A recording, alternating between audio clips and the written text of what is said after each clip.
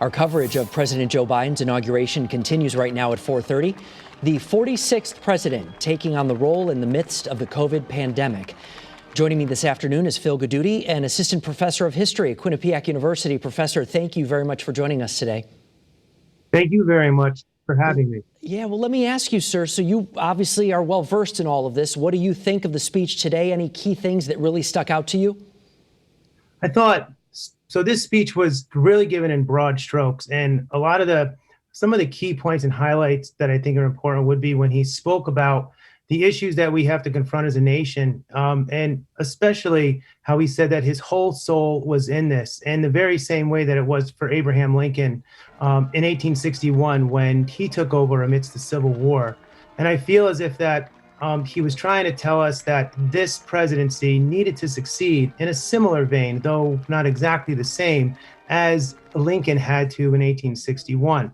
And his call for unity, especially, was very similar to that call for service that we heard from John Kennedy in 1961.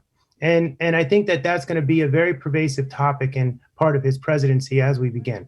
Well, speaking of unity, I have to ask, because you see this today, there is so much animosity in Washington, D.C., but up there on the podium today, right outside the Capitol, you see people of both parties with long histories in both parties, embracing each other, hanging out, and it really almost gives you a sense of hope. Is there hope for people that as we move forward, progress can be made?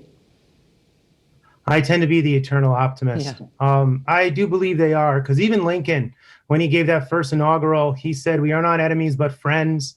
We must not be enemies, though passion may have strained. It must not break our bonds of affection." I see us finding a way to resolve these issues. And I think that Joe Biden's message was important. And it was a good step to begin that healing. In the same way that actually with the second inaugural, Lincoln said, with malice toward none, with charity for all. These are important moments within American history. And Joe Biden was really put on the stage for American history today. And I feel like he set the right tone moving forward so that we could have some sort of healing, if you will, for the nation.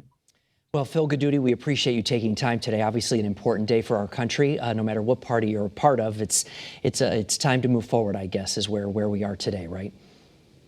Thank you very much for having me. I appreciate it. Take care, sir.